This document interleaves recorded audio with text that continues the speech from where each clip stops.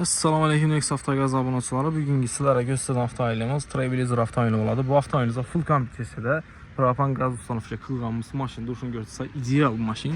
Vəbşi çotki, özünə şəxsən yaxdı. Bu avtomobilimiz xuda xalasa propanda çot görəydi. Sisteması GDI sistemi oladı. Motor kısmına geldik. Görəcəyik üstünə həmmə zosk xılatında ortaya pirdiçə qılınmadı.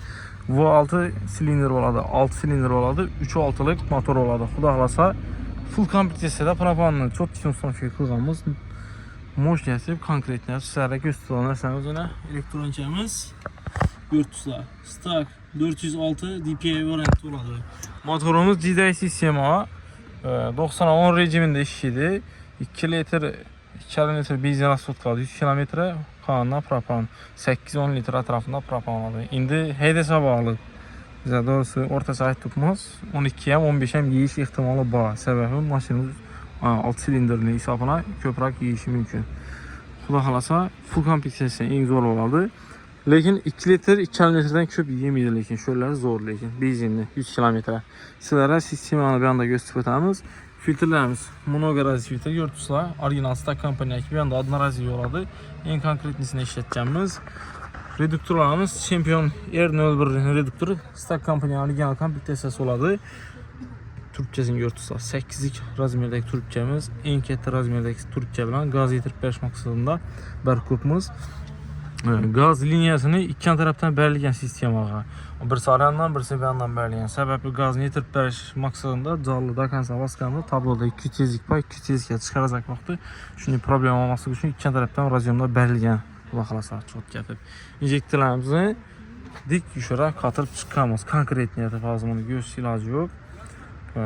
Krişkəs zavatçı xalatında kan görürsüzsə konkret yox, moşun yox çıxan. İnjektorlarımız W001 Skrasny Sport injektordan en zoru, en sifətli müstəqil şəkildə. Samıqlarını bu avtomobilimizin həmmə sisteması stak kompaniyanın abordiniyası, reduktorları, injektorları, filtrləri, turubçaları bilan konkret yox montaj etilgan. En idealni hazır vaxtı yürütüb durğan abordiniyamiz şu stak kompaniyanın 400 DPI variantı boladı bu avtomobilimizə. Eğer Malibu 2, XL, Premier, Bru 5 turbo olsam stak kompaniyanın 400 oladı. Fakat XL'ına 500 kompleksiyası koyuladı. Stak 500'ü. Kalan həmməsinə 400 kursuzla bununla falan. Konkretli moş yatıb ustam şənəm izləyən edəcəyimiz. Ben tərəfdə sinyal ötkeşən görürsüzlər liniyasını.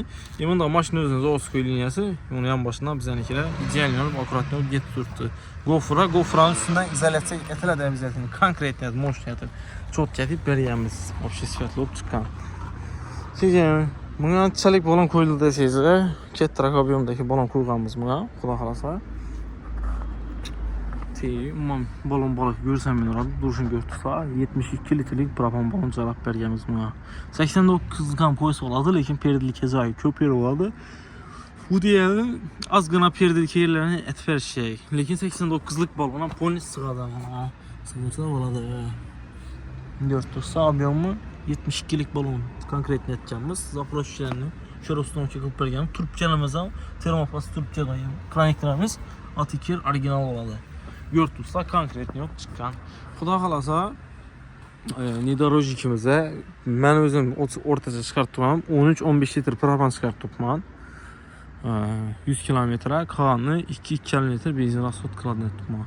Əgər sahib tutdu 8-15 litr benzin rasxod ətədə tutdu. Bizə prostak propana uğanda 13-15 aralığında propan getirdi 100 kilometre. Qoşumçasına 2-2,5 litr benzin rasxod qıladı 100 kilometre. Xuda xalasa şunun xidmətlə gerek olsa benim alaka çıxarsa konkret niyyəti bu moşniyyəti bəllədə ağala işləyirsə rivaz oladı. Özlərimizə abunə olub qoysazlar. Xuda xalasa bunlardan zor-zor rəngliklərini çıxarıb bərəmiz. Benim alaka çıxarsa.